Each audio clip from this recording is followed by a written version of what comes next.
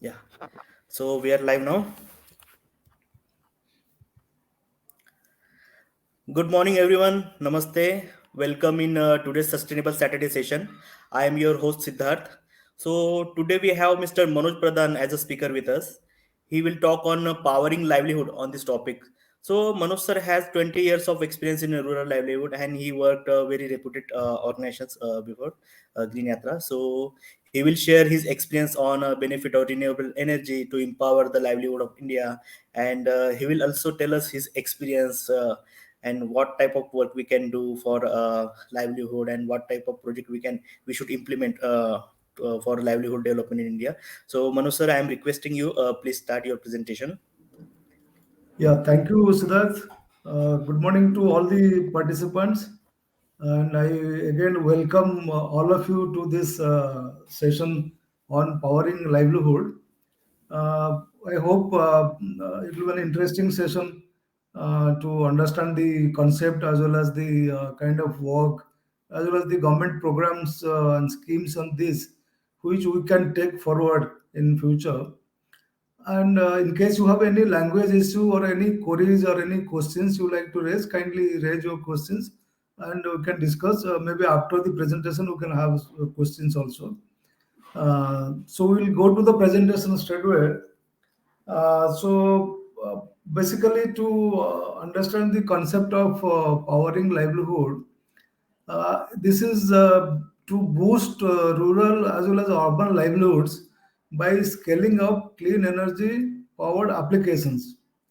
There are a number of technologies are already being innovated, and a lot of research and innovation are already underway, and many startups also are coming up to support livelihood promotion, so that the people in rural as well as the urban poor, they can increase their income as well as make their productions more sustainable, reduce the cost of production, and also they are being benefited in many ways. So wherever these concepts are being implemented, I think there are very good positive results. So in this, basically the renewable energy becomes the main enabler to improve livelihoods. It is done in both farm sector as well as a non-farm sector, and government of India is also giving a lot of priority to this, and many of the policies, all energy policies also have focused on providing energy access to the deprived as well as energy access for the livelihood interventions. See, if we see the demand of this and the need for this, there are different studies who are done by different people, and especially one important organization is CEW in Delhi, who did a lot of research. They're doing a lot of work on this.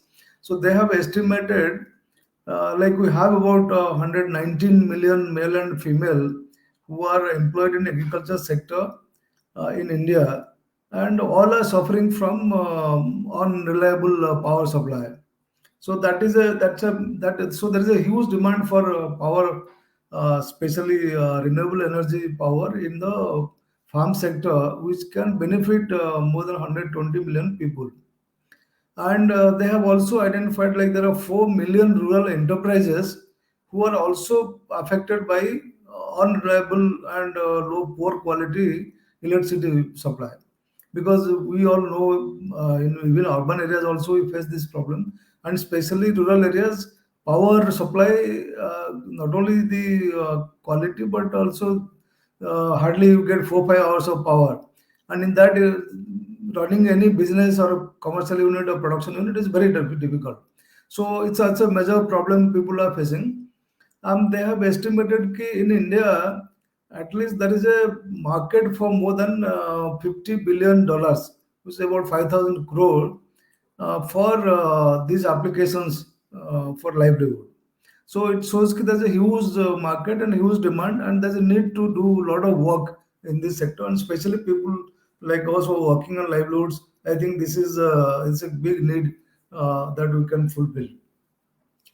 On the other side, if we see agriculture, has also been considered as a major contributor to the global warming process, because agriculture is the most impacted by global warming and climate change. On the other hand, this also is the number one contributor of methane. And if you look at all the food systems, they contribute about 34% of global emissions. So I think that is huge. So even so, considering all this and the other things, like for example, agriculture itself uses more than 70% of fresh water, which is another major concern. And also agriculture is a number one source of driver actually for biodiversity loss for many regions, for many areas, like we're clearing Amazon forest, we're clearing mangroves, we're clearing many of the forests and other good areas for agriculture purpose. So this is, so all this actually, if you see on one hand, we're contributing so much to global warming. So on the other hand, if we're able to employ green energy, I think there is a lot of possibility that we will be able to also become a we will be contributor to reduction of global warming, reduction of greenhouse gases. So that is a huge potential. If you see the demand with what we saw, the if we apply so much of non-renewable energy, so I think it will give it can contribute a lot to this particular GHG emission reduction actually. Now, if you look at some of the areas or examples where these applications are happening, a few important ones I have just cited here. One is solar irrigation pump. I think that is going on in a big way. Now, government of India also promoting in a very big way. Then we like see rice transplanter. That's a huge need because everybody, like all the farmers are using doing rice transplantation. Now all farm mechanization is happening in a big way because of labor shortage. So reaper binder, knapsack sprayer, seed sower, weeder, all these are going to be used by renewable energy now. So that, so in farm mechanization, this has a big role to play, especially the energy, clean energy. And the non-farm sector also, there are a few examples I've given here. For example, rice solar, even cold storage, like all these sewing machines we're using, chorkha, spinning wheel, milking machine, solar dryer. So these are all developed already because these technologies are already developed and people are already using it. So these are, there are also many other innovations which have already been done, and some are already on the final stages of trial. So I think so there is a huge potential of using these technologies on different sectors for promotion of livelihood. See, this is a like a solar drip irrigation system. This one is developed by in Sundarbans, I think Terry. This is also another one. This is a project in Bihar by Terry again, where it's basically the women are managing a whole lighting system as well as mobile charging station. So there are a lot of productive activities are happening through lights, and there's a micro grid the women are managing totally. This is the kind of hybrid solar system. So we have both solar as well as electricity to manage power loom. So the power loom sector also already technology is developed and being implemented. This is like in the village, you see the people, women are using now solar energy for rice grinding, or rice solar, wheat grinding, and all kind of food processing.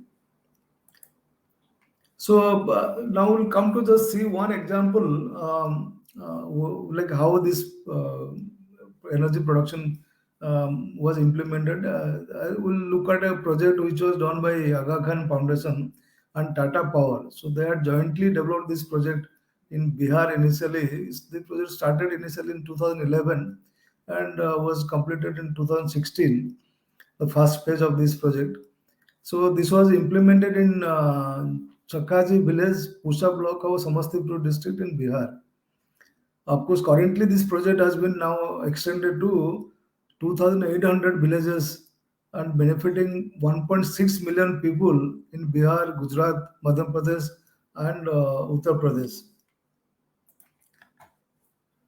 See this model in this generally like what we discussed earlier, agriculture sector everywhere power supply is only there about 4 5 hours. So irrigation becomes a very difficult problem. And normally even some of the big farmers also use both electricity as well as diesel pump sets, and poor farmers only go for diesel pump sets. And by using diesel pump sets, the cost of irrigation also becomes very high, and there's a huge carbon dioxide emission in this. So both ways they are contributing negatively. So basically farmers have to use both because electricity is not dependable, so they have to use electricity as well as diesel pumps to meet the irrigation need. So keeping these problems in view, this model was designed. In this actually they start one 5 HP solar pump that was taken as the main ingredient, and in that they seen that like it was approximately it was providing 1 lakh liters of water per day for irrigation, and they were able to cover about 20 25 acres of land. So this is like a model they developed, and it's like one entrepreneur. This I'm giving you the example of Yatin. So he is a farmer entrepreneur. He installed 20 solar panels, and he was able to provide water to 30 acres of land and covering about 110 farmers. And he was charging about 90 rupees per hour of water supply. So, and then he also irrigated his own land through the irrigation pump. And now, like the data shows, like earlier, people were spending about 6,000 rupees, but most of the farmers for 1 acre of land for irrigation only. And after employing this technology, their cost of irrigation came down to only 2,000 rupees. And in that also they cultivated at least 2 3 seasons. They were cultivating earlier 1 or 2 seasons. In this also they mostly cultivated 2 or 3 seasons. So in this way, the farmer's income was doubled, and the entrepreneur who implemented this model, this entrepreneurship model, in that his income also was tripled. So, considering the success of this model and a few other models which were experimented in different places, then the government of India actually came up with a scheme, and that is the scheme now. It's coming up, but it's being implemented all over India in a very big way. And this scheme is called PM Kusum, Pradhan Mantri Kisan Urja Surakha Evam Uthan Mahabhiyan scheme. So, इसमें I think that's a very good scheme where government of India is providing 90% subsidy to farmers to install solar pumps for irrigation. So one can go for 3 HP, 5 HP, even 7 HP pumps. And there are some basic criteria, and the main thing is actually they should have the land and the land ownership to access these benefits. But this scheme is one of the biggest in the world today, and this scheme government is trying to cover about 3.5 million farmers across India. Because so far there are two things. One is irrigation is a major problem, and also farmers are facing because of the drought, water scarcity. They are facing serious problem. There is a loss of productivity because of drought. So by irrigation, one hand becoming climate resilient, your production loss is being saved, and second is you are able to go into 2 3 crops so that you can get adequate income. So I think that's a very good scheme, and government wants to promote it in a big way. And the advantage in the scheme is that almost 90% of the cost is actually provided by government, and only 10% has to be made by the farmers. So like for example, to install a 3 HP pump, the cost comes roughly about 2 lakhs. So in the 2 lakh scheme, only 10%, about 20,000 has to be paid by the farmer, and 1,80,000 is going to be given by government for implementation of the scheme. So in this, so the systems are actually excellent in this because government has empaneled the big national solar companies as the providers of the services, and the maintenance of the solar panels and the battery and everything is totally taken care of because for till 5 years the providers are going to take care of everything. So there is no need for the farmer has to only give a complaint. There's a toll-free number, and in that actually they will immediately they will come and provide the service. So they don't farmers don't have to do any maintenance in the system. So that's a big thing, because sometimes we go for the scheme and after 1 year, 2 year, there's a problem. There's no maintenance, so things don't work out, and then again farmers are back to square one. But in this case, Government of India has signed agreement with all the service providers that till 5 years they will take care of all the maintenance. Whatever, if the panel is broken, they have to replace it. If there is a problem with the battery, they will replace it. So all that is taken care of by the service provider. There is a warranty system. So at least 5 years there is no issue, and generally these panels continue for 20 years, because that is the duration life of minimum 20 years. The farmers can continue to get generate electricity.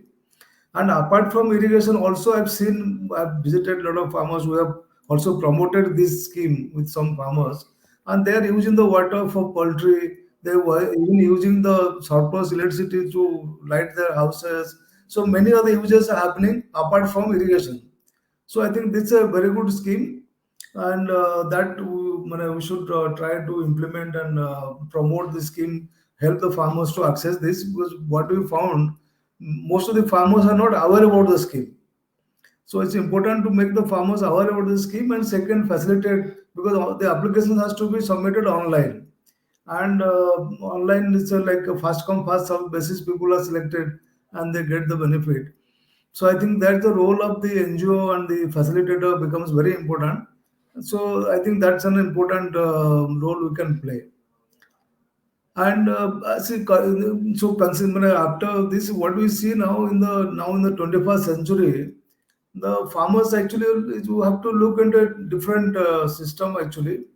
So like there are many ways they can get the income and the revenue. It is not necessarily only from the farm produce. So they should look for revenue from different streams. So I think that discussions I will not get into, because it become a little more technical. So I will not go into that. So there are three revenue streams, like people can get income, even like for this energy, even if the excess energy they sell to the government grid, they are going to get money for that. So you can generate energy and sell it and get make money. And if you are able to sell your, like you are doing following organic methods, you are for conserving your soil, and by that you are basically reducing carbon dioxide, and for that you can also be eligible to get money. The carbon market is providing money to farmers. So that is another way you can earn money, not only depend on your farm produce, but you need to implement those kind of methods and kind of systems to earn money from those sources apart from the farm produce. And the third area, which is very important today, because the food waste is a huge waste actually in the whole world. We are producing enough, but from in the post-harvest stage, in the storage stage, there's a huge loss actually. So if the food loss can be prevented, I think that itself will add to the whole income. So there are different things that we need to do, especially in the supply chain management, the value chain management. So where a lot of income, like the income can be further enhanced through those methods. So I think farmers need to look into those things now, apart from only focusing on the production and the climate change problem. So so I think the basic thing is, like, we have climate change and sustainability are real global challenges today. So I think all of us, including farmers, are going to play a very big role in this. So I think we need to see the whole farming from that perspective, and in that, of course, the application of renewable energy becomes very critical, because with this we are reducing the emission, and second is also we are able to contribute to the food, like, climate resilient agriculture. So I think that is an important area to look at.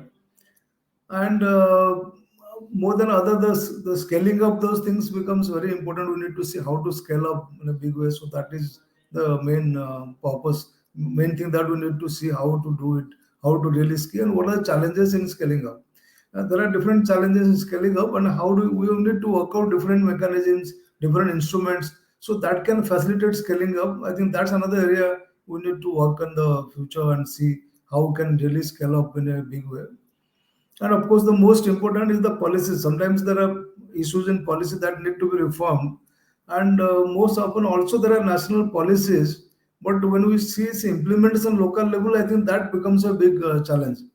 I think that is somewhere we need to need to implement the policies, and the policies can benefit the poor and the marginalized. That's, I think, going to be the main issue for us. So I think with this I'll close the presentation, and if there are any questions or queries, we can discuss and take it forward. Yes, Siddharth. Yeah, thank you, sir, for your detailed presentation. So, as you said, ki there are lots of policies and there are lots of schemes available for this renewable energy. But एक problem जो होता है कि farmer aware नहीं होते हैं. इतनी सारी स्कीम है, बहुत सारी scheme government of India launch कर रही है, प्रमोट कर रही है. But the main thing is that कि जो मार्जिनल फार्मर होते हैं, छोटे फार्मर्स होते हैं, उन तक ये बात पहुंचती ही नहीं कि ये सारी स्कीम अवेलेबल है. मुझे लगता है कि वो सबसे बड़ा एक चैलेंज हम फेस कर रहे हैं रूरल एरिया में. उसके लिए एक कुछ तो सिस्टम होना चाहिए कि छोटे से छोटे फार्मर तक वो स्कीम पहुंचे. मुझे लगता है कि इस स्कीम का बेनिफिट सबको अगर मिलता है तो ही हम आगे इसको ये कर सकेंगे. एंड देन सेकेंड कि जितना अभी जैसा हम देख रहे हैं कि हम भी अभी कार्बन डाइऑक्साइड जो भी ग्रीन हाउस गैसेस है उसको रिड्यूस करने का, उसका इमिशन कम करने का ट्राई कर रहे हैं. मुझे लगता है कि ये बेस्ट होगा क्योंकि एग्रीकल्चर में बहुत सारे ऐसे फैक्टर्स है जैसा जिससे जैसे केमिकल यूज किए जा रहे हैं आज फार्मिंग में, तो उससे जो भी ग्रीन हाउस गैसेस इमिशन हो रहे हैं वो भी एक बड़ा काउंट है ग्रीन हाउस गैस इमिशन का और ग्लोबल वार्मिंग का. ये सारी चीजें कंसिडर करके अगर हम और स्कीम प्रॉपरली इंप्लीमेंट करते हैं इसका बेनिफिट हमें इसमें भी होगा कि हम कार्बन डाइऑक्साइड का जो भी परसेंटेज है वो रिड्यूस कर पाए. Yeah. And sir, as you work for sustainable livelihood and climate smart agriculture, कुछ आप climate smart agriculture के बारे में हमें एक आइडिया बताइए ना कि क्या होता है ये. Yeah, I think see the climate smart agriculture currently is being talked about everywhere, and Government of India also has brought out several policies on this, and there are schemes also. Several schemes have been launched on this because climate change has become the reality, and we all experience climate change. The way there are different projections are there. Sometimes we may have more rains, but the rainfall is becoming highly erratic. So, considering the kind of the temperature is increasing, rainfall is becoming highly erratic. Sometimes the rainfall is increasing, and we get a lot of untimely rains.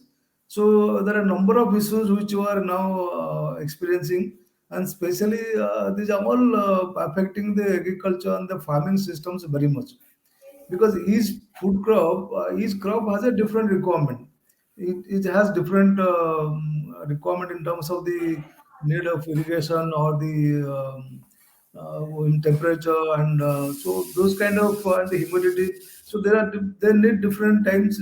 Like in the ripening time, you don't need a lot of water, or you need water before that so that you get good fruits.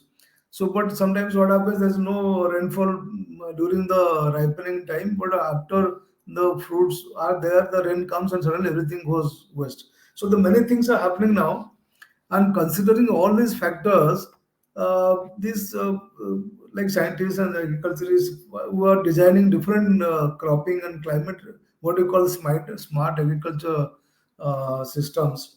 So they take into account at least 4 5 important factors.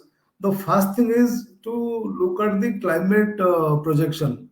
What is the prediction of for this season, and also have to look at regular predictions, because that prediction will tell us कि okay, there's going to be a lot of temperature, so there will be less rain. Then we know what kind of pests are going to come and attack. So those kind of things also are taken into account, how to do the pest management in this kind of situation. Second is what kind of particular varieties of seeds we are going to use, which crop we have to implement, do, which soil, and second, what varieties we should actually go for. Because farmers sometimes go for same traditional varieties, sometimes they go for certain high yield varieties or hybrid varieties, whatever gives more yield. They know from the market or see from the seed company, and they go for it. Sometimes they may get good income in 1 year, but next year again they're back to zero. So this is the kind of problems they are facing. So considering the climate projections considering the soil and the humidity and the temperature for that season, I think we need to also see what crop and what kind of varieties we need to implement. And then after that comes what kind of package of practices we are going to follow. I think that is also another important factor. And second is the harvesting times are very, very critical. And post harvest care also is another factor. So I think the whole thing is taken into designing a climate smart agriculture package, and for each particular crop and each region these packages are designed. So I think we need to basically these things we need to bring to the farmers. You know, farmers have a lot of indigenous knowledge, but they experience these problems on a day-to-day basis. So we take this knowledge, go to the farmers, work, discuss with them, and then finalize what they should implement. And most important will be, of course, to bring in the climate predictions regularly to them during the season. So I think that's going to be the key to taking immediate actions on that. And of course, the another important aspect will be to see if we can implement some kind of risk management in this, because one risk management simple thing what we do is the crop insurance. Sometimes we do it, sometimes we don't do it, and especially like in some of the things when farmers take a loan, the banks force for an insurance, but all other things they don't go for insurance. But another, that's another thing. If we do proper insurance also, I think then the at least some loss is already insured, so that the risk coverage is already taking place. I think that's another important factor we need to bring in, especially when you're looking at areas which are getting really affected by regular droughts, floods, cyclone. I think there it is more important. Yes, Siddharth. Yes sir, yes sir. Thank you for your view on climate smart agriculture. Definitely ये सारी चीजें अगर हम properly करते हैं, सो CO2 emission जो हो रहा है उसको भी हम कम कर सकते हैं, ग्लोबल वार्मिंग के जो इफेक्ट्स हो रहे हैं उसको भी कम कर सकते हैं. But the main thing as per my opinion is awareness. बहुत सारी चीजें चलती है, पॉलिसी लेवल पे चलती है, स्टेट लेवल पे, सेंट्रल लेवल पे, बट उतना अवेयरनेस नहीं होता है जो ग्राउंड लेवल तक वो जाना चाहिए, वो नहीं होता है. तो उसके लिए कुछ स्ट्रॉन्ग पॉलिसीज होनी चाहिए, उसके लिए कुछ स्ट्रॉन्ग प्रैक्टिस होनी चाहिए. अगर सब मिलकर इंप्लीमेंट करेंगे चीजें तो डेफिनेटली हम पॉजिटिव रिजल्ट फ्यूचर में देख सकते हैं. Thank you Manoj sir, thank you for this presentation. Definitely कि जितना रूरल लाइवलीहुड इंक्रीज होगा उतना उनका लाइफ स्टाइल, उनका क्वालिटी ऑफ लाइफ अच्छे से इंप्रूव होगा, और वो होना भी चाहिए. Yes, thank you Manoj sir. Thank you. कोई क्वेश्चंस नहीं है अभी तो पार्टिसिपेंट की तरफ से, बट डेफिनेटली अगर कोई क्वेश्चंस हो किसी को, सो वो कमेंट बॉक्स में क्वेश्चंस लिख सकते हैं, उसका आंसर किया जाएगा. Thank you Manoj sir. Okay, thank you, Siddharth.